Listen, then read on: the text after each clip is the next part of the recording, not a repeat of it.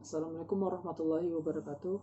Perkenalkan, nama saya Alfa Nazir Supriyadi dengan nomor induk mahasiswa 03191012. Di sini saya akan menjelaskan tentang uji hardness dari mata kuliah Material Teknik 1. Oke, pertama-tama kita pastinya harus mengetahui apa sih uji hardness ini. Uji hardness merupakan uji NDT atau non-destructive test, di mana pada pengujian ini kita dapat mengetahui suatu nilai kekerasan pada sebuah material atau spesimen uji. Cara pengujian hardness ini dilakukan dengan 4 metode. Ada Vickers, Brinell, Rockwell, dan micro hardness. Tujuan dari praktikum ini untuk mengukur tingkat ketahanan material terhadap deformasi plastik. Ini tadi ada 4, yaitu Brinell, Vickers, Rockwell, dan micro hardness. Oke, kita yang ke pertama, Brinell. Pengujian kekerasan dengan metode Brinell bertujuan untuk menentukan kekerasan suatu material dalam bentuk daya tahan material terhadap indentor atau bola baja yang ditekankan pada permukaan material uji tersebut atau spesimen. Ini dia sketsa dari metode Brinell. Di sini indentor berupa bola baja dengan diameter ada 10 mm, 5 mm, 2,5 dan 1 mm.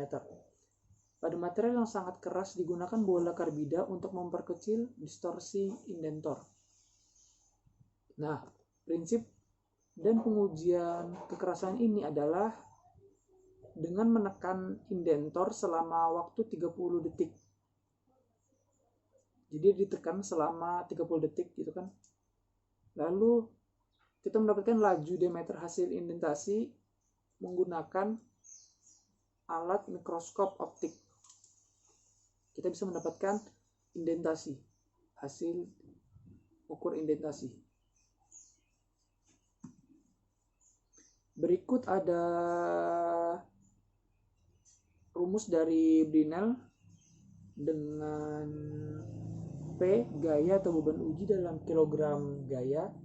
D besar diameter indentor bola dalam milimeter, D kecil diameter jejak dalam milimeter. Di sini ada 2 teman-teman, bisa kita pakai dua-duanya.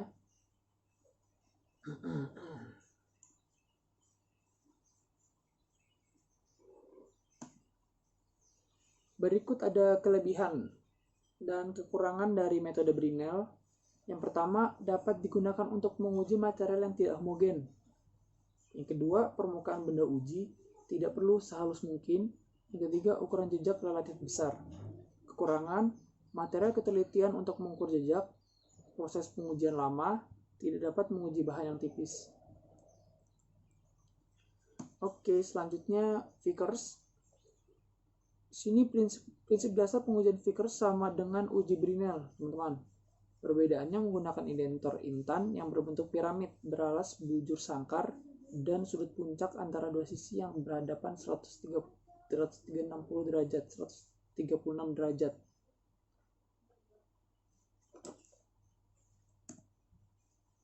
Oke, ini dia alat uji dengan metode Vickers. Nah, ini uji kekerasan Vickers menggunakan indentor piramida intan yang saling berhadapan 136 derajat. Berikut adalah rumus Vickers. Ada 2 ya teman-teman, bisa dipakai. Oke, selanjutnya kita ke kelebihan dan kekurangan metode Vickers. Kelebihan metode Vickers ini yang pertama menggunakan hanya satu jenis indentor untuk menguji material yang lunak hingga yang keras. Yang kedua, ada pembacaan ukuran jejak dapat dilakukan lebih akurat. Yang ketiga, jenis pengujian yang relatif tidak merusak. Yang keempat, metode Vickers dapat digunakan hampir semua jenis logam. Kekurangannya, yang pertama, secara keseluruhan waktu pelaksanaan pengujian lama. Yang kedua, memerlukan pengukuran diagonal jejak secara optik. Yang ketiga, permukaan benda uji harus dipersiapkan dengan baik. kita ke metode Rockwell. Pada uji kekerasan Rockwell tidak melakukan pengukuran tapak tekan secara manual. Pengukuran langsung dilakukan oleh mesin dan langsung menunjukkan nilai kekerasan dari bahan yang diuji. Nilai ini dapat dilihat pada dial indikator. Jadi ini alat untuk metode Rockwell.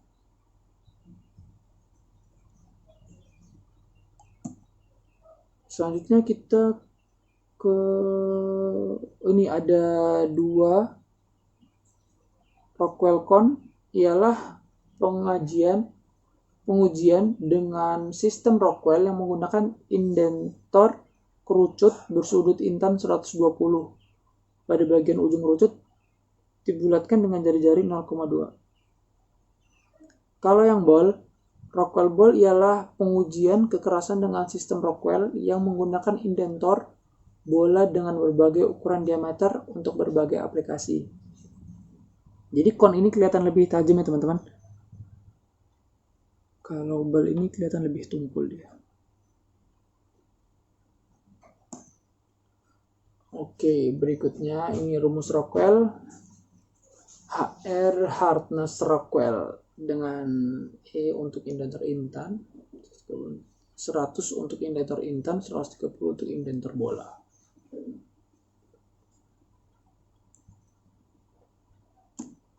Oke, selanjutnya ada kelebihan dan kekurangan metode Rockwell. Kelebihan metode Rockwell dapat digunakan untuk bahan yang sangat keras, dapat dipakai untuk batu gerinda sampai plastik, cocok untuk semua material yang keras dan lunak. Kekurangannya, tingkat ketelitian rendah, tidak stabil apabila terkena goncangan. Yang terakhir, penekanan bebannya tidak praktis.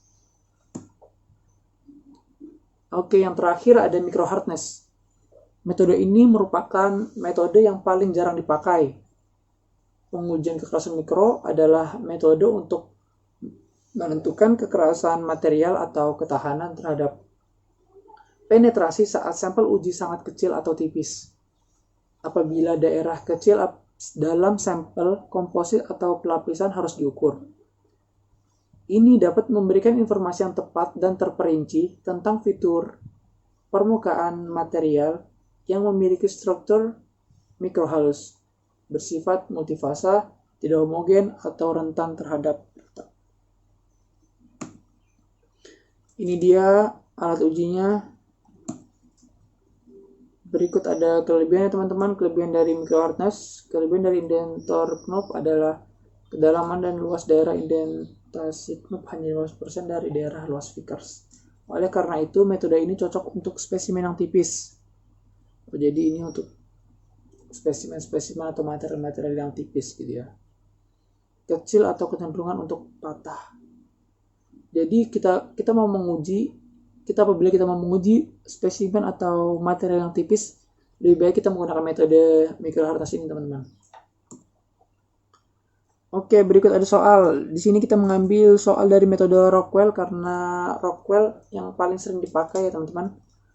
Misalnya pada pengujian digunakan indentor intan dengan kedalaman penetrasi beban utama adalah 0,084 mm. Maka angka kekerasan Rockwell-nya. Biasakan kita harus tulis diketahui hanya 0,084. E-nya karena kita pakai indentor intan, maka nilainya 100. Rumusnya ini HR sama dengan H per 0,002. Didapatkan 58. Dan untuk kedalaman penetrasi yang sama jika digunakan indentor bola, didapatkan nilai 88. Tadi nilai menggunakan indentor intan 58 dan indentor bola 88. Oke, itu saja dari saya.